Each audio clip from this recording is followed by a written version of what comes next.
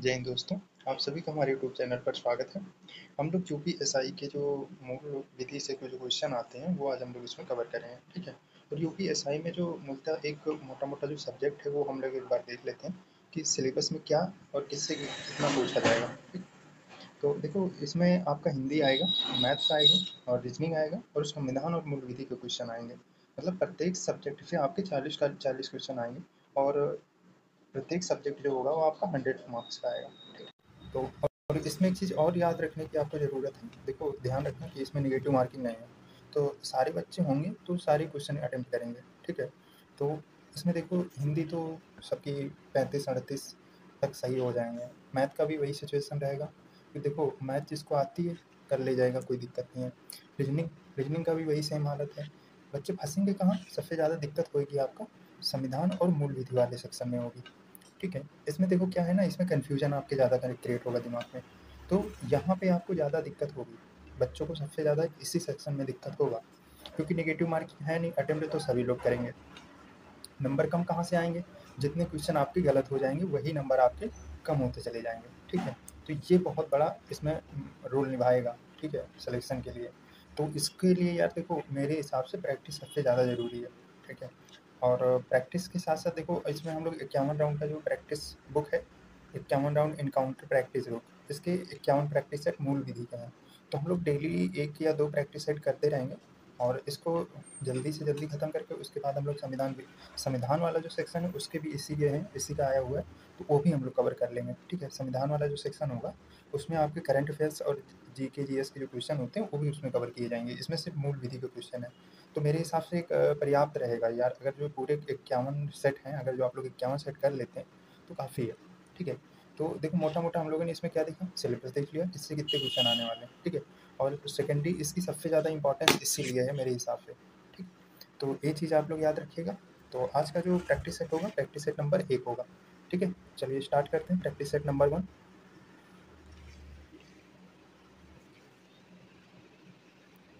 और इसमें देखो साथ में आप लोग पेन वेन लेके बैठिएगा, ताकि अगर जो आप लोग को कोई इंपॉर्टेंट क्वेश्चन या इसमें लगे पॉइंट तो लिख लेना, उसको एक दो बार रिवीजन करने के तौर पर देख लिया करना बीच बीच में, ठीक है।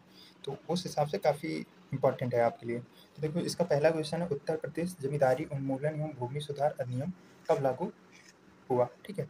तो इसका जो सही आंसर होगा ऑप्शन नंबर ये होगा, अर्थात 1950 में इसको उत्तर प्रदेश सरकार के द्वारा इसका लागू किया गया था, ठीक है। भूमि सुधार अधिनियम जो था यह 1950 में लागू किया गया था, ठीक है।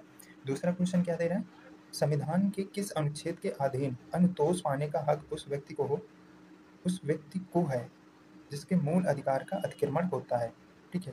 तो इसका जो सही आंसर होगा ऑप्शन नंबर ए होगा, अर्थात अनुच्छेद जो 32 है उसके तहत उसका यह अधिकार होगा, ठीक है। अगला क्वेश्चन देखते हैं, अगला क्वेश्चन में क्या दे रहा है, थोड़ा बड़ा कर लेते हैं ताकि आप लोग को दिखाई दे प्रॉपर, है ना। तीसरा क्वेश्चन में क्या दे रहा है आपका, एक व्यक्ति डाट डाट में जनहित याचिका दायर कर सकता है। तो जो जनहित याचिका होता है अर्थात पीआईएल, तो पीआईएल को कहाँ पे दायर किया जा सकता है, तो यह होता है आपका उच्च न्यायालय और उच्चतम न्यायालय, अर्थात इसको दोनों जगह दायर किया जा सकता है, ठीक है। अर्थात ऑप्शन नंबर बी जो होगा इसका राइट आंसर होएगा, ठीक है। अब देखो इसमें जैसे जो जो इंपॉर्टेंट चीज़ें हैं, अब जो वो लिखना चाहो तो आप लोग लिख सकते हो, ठीक है। अब देखो पीआईएल से जो है वो इसमें एक काफ़ी फेमस चेहरा है जो इससे संबंधित होते हैं, ठीक है। तो इसके जो पीएन भगवती जो थे वो जनहित याचिका की अवधारणा के प्रवर्तक रहे थे, ठीक है। तो इसमें आप लोग लिख सकते हैं पीएन भगवती जो थे वो इसके मतलब अवधारणा के प्रवर्तक या जनक रहे थे, ठीक है। तो पीएन भगवती जो हैं वो इससे संबंधित हैं, ये चीज़ भी आप लोग याद रख सकते हैं। और इसकी शुरुआत जो किया था उन्होंने, तो वो किया था आपका 1980 के दशक के मध्य में किया था, ठीक है। आगे बढ़ते हैं, अगला क्वेश्चन देखते हैं क्या दे रहा है, किसी अदालत के सामने इलेक्ट्रॉनिक रूप में साक्ष्य पर विशेषज्ञ की राय हासिल करने के प्रयोजन के लिए कौन सी अपनी राय देगा, पूछ रहा है, ठीक है। तो इसका सही आंसर जो हो जाएगा वह हो जाएगा आपका इलेक्ट्रॉनिक साक्ष्य परीक्षण, अर्थात ऑप्शन नंबर ए जो होगा इसका राइट आंसर होगा, ठीक है। आगे बढ़ते हैं, अगला क्वेश्चन देखते हैं क्या दे रहा है, डॉट डॉट निजी और संवेदनशील जानकारी जैसे कि क्रेडिट कार्ड नंबर, व्यक्तिगत पहचान और खाता उपयोगकर्ता के नाम और पासवर्ड प्राप्त करने का धोखाधड़ी वाला कार्य क्या कहलाता है, ठीक है। तो इसका जो सही आंसर हो जाएगा वो कहलाता है आपका फिशिंग, अर्थात ऑप्शन नंबर डी जो होगा इसका राइट आंसर हो जाएगा। ठीक है, आगे बढ़ते हैं, अगला क्वेश्चन देखते हैं क्या दे रहा है आपका। वह कौन सा पहला मामला था जो सूचना प्रौद्योगिकी अधिनियम 2000 के अंतर्गत आपराधिक मामले के रूप में सामने आया था, पूछ रहा है। ठीक है, तो इस हिसाब से इसका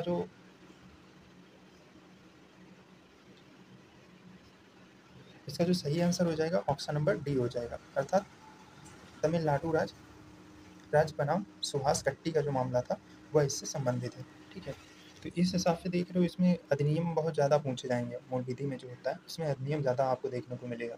ठीक है, ये चीज़ आप लोग ध्यान रखना। सूचना तकनीकी की किस धारा में परिचयात्मक चोरी के अपराध का उपबंध है, पूछ रहा है। ठीक है, तो इसका सही आंसर जो हो जाएगा ऑप्शन नंबर ए हो जाएगा, अर्थात धारा 66C में यह उपबंध किया गया, प्रबंध नहीं उपबंध किया गया। ठीक है, आगे देखते हैं, कंट्रोल के कार्यों का वर्णन किस धारा में किया गया, वहाँ पर ना कंट्रोलर के कार्यों का वर्णन किस धारा के अंतर्गत किया गया है, पूछ रहा है। ठीक है, तो इसका सही आंसर जो हो जाएगा वो हो जाएगा आपका ऑप्शन नंबर सी, अर्थात धारा 18 में इसका वर्णन किया गया है। ठीक है, आगे बढ़ते हैं, अगला क्वेश्चन देखते हैं, सूचना प्रौद्योगिकी अधिनियम 2000 की कोई बात लागू नहीं होगी, तो यह जो है किस अधिनियम के तहत नहीं लागू होगी, पूछ रहा है। ठीक है, तो इसका जो सही आंसर हो जाएगा वह हो जाएगा आपका ऑप्शन नंबर डी, अर्थात उपयुक्त सभी के जो अधिनियम दिए हुए हैं उस पर यह लागू नहीं होगा। और अगला क्वेश्चन देखते हैं, अगला क्या दे रहा है आपका।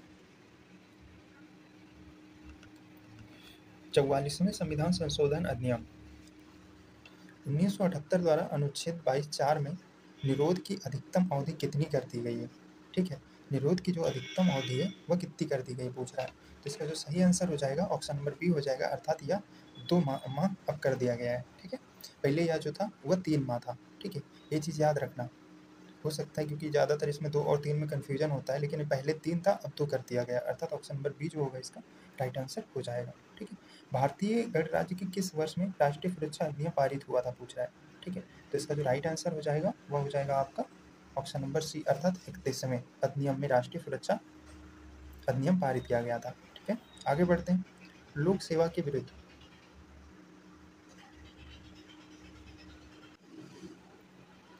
अगला क्वेश्चन क्या है, लोक सेवा के विरुद्ध अभियोजन के मामले में उपधारणा को खंडित करने का भार होता है, तो यह किसके ऊपर होता है, यह सदैव अभियुक्त के ऊपर यह भार होता है, अर्थात ऑप्शन नंबर ए जो होगा यह इसका राइट आंसर हो जाएगा। ठीक है, आगे चलते हैं, भ्रष्टाचार निवारण अधिनियम पारित हुआ था, तो भ्रष्टाचार निवारण अधिनियम था यह कब पारित हुआ था, तो यह हुआ था आपका 1988 में, अर्थात ऑप्शन नंबर सी जो होगा इसका राइट आंसर हो जाएगा। ठीक है, आगे बढ़ते हैं, अगला क्वेश्चन देखते हैं क्या दे रहे हैं।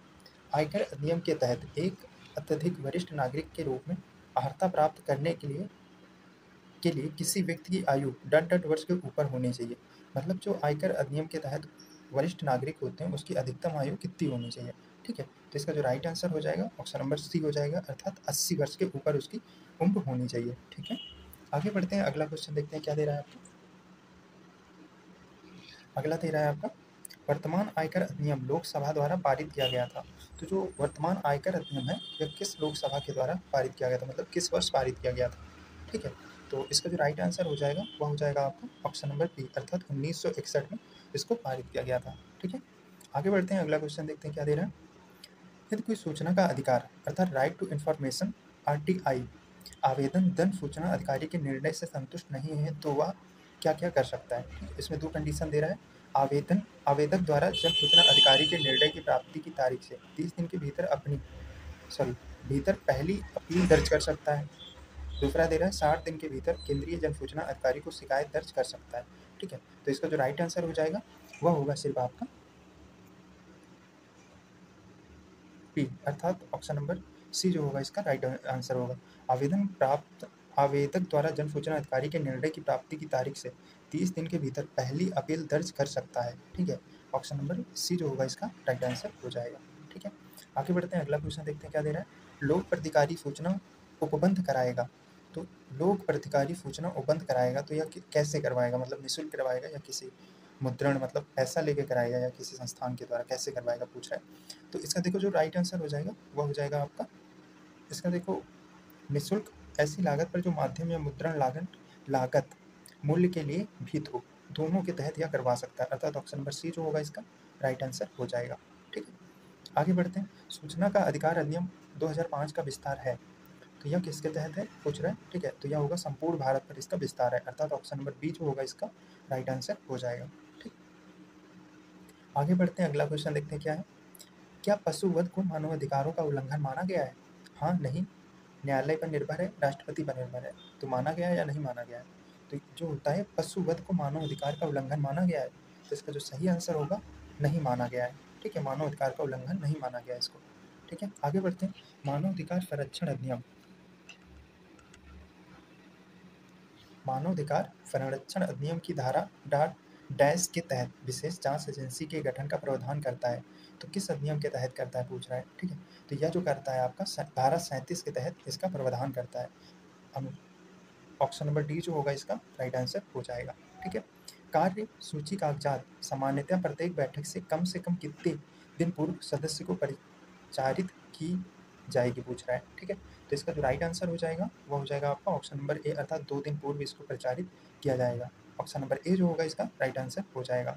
मानव अधिकार संरक्षण अधिनियम 1993 का कौन सा अधिनियम संक्रमक है पूछ रहा है, ठीक है। तो इसका जो राइट आंसर हो जाएगा ऑप्शन नंबर डी हो जाएगा, अर्थात 1994 का अधिनियम क्रमांक 10 जो है इसका अधिनियमिक क्रमांक है, ठीक है। अर्थात ऑप्शन नंबर डी जो होगा इसका राइट आंसर हो जाएगा, ठीक। आगे बढ़ते हैं, अपराध के आगमन को परिभाषित किया गया है। तो अपराध के आगमन को किसमें परिभाषित किया गया है पूछ रहा है। तो यह जो है किसमें किया गया है, तो यह आपका किया गया है धारा 111C में इसका परिभाषित किया गया है इसको, ठीक है। आगे बढ़ते हैं, केंद्रीय चिड़ियाघर प्राधिकरण के सदस्यों की पदावधि कितनी होती है पूछ रहा है, ठीक है। तो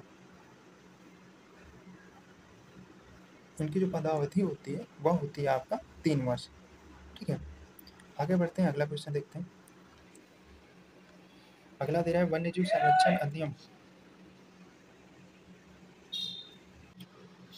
वन्यजीव संरक्षण अधिनियम 1972 को राष्ट्रपति की स्वीकृति प्राप्त हुई थी पूछ रहा है, ठीक है। तो इसका जो राइट आंसर होगा ऑप्शन नंबर डी होगा, अर्थात 9 सितंबर 1972 को प्राप्त हुई थी, ठीक है। आगे बढ़ते हैं, प्रत्येक नागरिक को जल और वायु प्रदूषण से बचाने के लिए किस अनुच्छेद के अंतर्गत लोक हितवाद संस्थित करने का अधिकार है, ठीक है। तो देखो इसमें जीवन और रक्षा का वो भी प्रावधान है, ठीक है। तो इस किसके तहत किया गया है, तो अनुच्छेद 32 के अंतर्गत लोक हितवाद संस्थान अधिकार दिया गया है, अर्थात अनुच्छेद अनुच्छेद 32 जो है वह इसमें प्रावधान दिया गया है, ठीक है। आगे बढ़ते हैं, अगला क्वेश्चन देखते हैं क्या दे रहा है। पर्यावरण संरक्षण अधिनियम कब पारित किया गया था, पारित को माफ करना प्रभावी हुआ था, ठीक है। तो इसका जो राइट आंसर हो जाएगा वह हो जाएगा आपका ऑप्शन नंबर सी, अर्थात 19/11/1986 को पारित हुआ था, ठीक है। आदेशात्मक चिन्ह किसको निर्देश देते हैं, आदेशात्मक चिन्ह किसको निर्देश देते हैं पूछ रहा है, वाहन चालक को यह निर्देश देते हैं, ठीक है। आगे बढ़ते हैं, अगला क्वेश्चन देखते हैं। मोटरयान अधिनियम 1988 के अधीन प्रस्थापना पर आपत्तियों का उपबंध किया गया है पूछ रहा है, ठीक है। तो इसका जो राइट आंसर हो जाएगा ऑप्शन नंबर बी हो जाएगा, अर्थात धारा 100 में इसका प्रबंध किया गया है, ठीक है। मोटर वाहन अधिनियम 2015 कब लागू हुआ था पूछ रहा है, ठीक है। तो यह जो लागू हुआ था वह हुआ था आपका 7 जनवरी 2015 को, ठीक है। ऑप्शन नंबर ए जो होगा इसका राइट आंसर हो जाएगा, ठीक है। आगे बढ़ते हैं, अगला क्वेश्चन देखते हैं।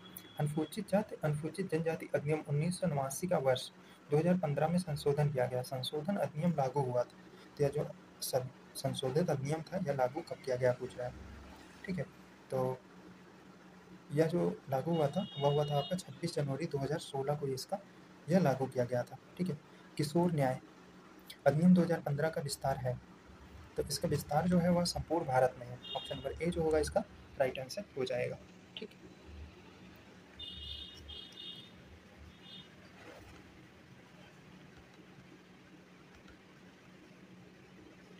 अगला क्वेश्चन देखते हैं क्या दे रहा है। घरेलू हिंसा महिला सुरक्षा कानून कब लागू हुआ, ठीक है। तो यह जो लागू हुआ था यह आपका 2006 में लागू हुआ था। ऑप्शन नंबर सी जो होगा इसका राइट आंसर हो जाएगा, ठीक। आगे बढ़ते हैं, अगला क्वेश्चन देखते हैं। गलत युग्म चुनिए, इसमें हमको गलत चुनना है, कौन सा इसमें गलत दिया गया है। तो इसका जो देखिए सही आंसर जो हो जाएगा वह हो जाएगा आपका धारा 406 मामलों एवं अपीलों की अंतरित करने का उच्च न्यायालय की शक्ति, अर्थात ऑप्शन नंबर डी जो होगा इसका राइट आंसर हो जाएगा। यह आपका गलत दिया हुआ है, ठीक है।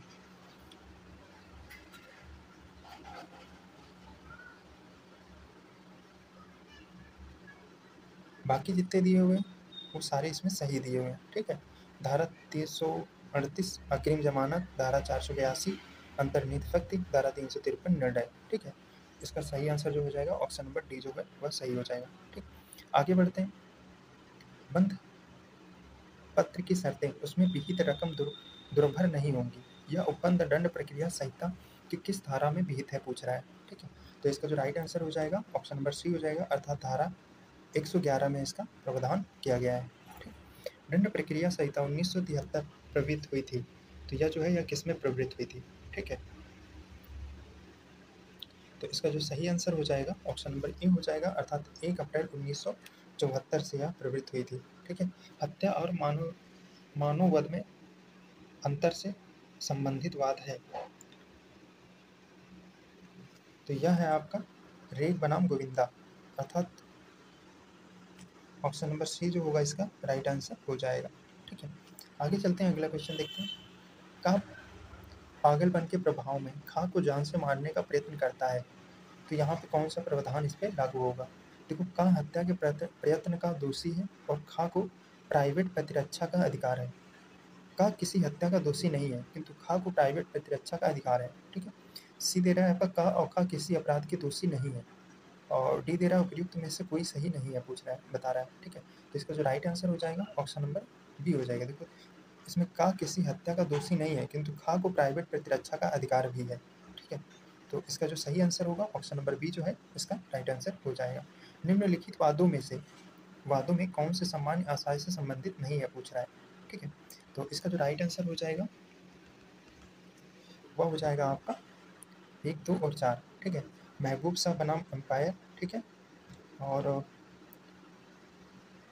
वीरेंद्र कुमार घोष बनाम अम्परार, ठीक है, और श्रीकांतिया बनाम बम्बई राज्य, जो है ये आपके सही संबंधित है। ऑप्शन नंबर बी जो होगा इसका राइट आंसर हो जाएगा, ठीक है।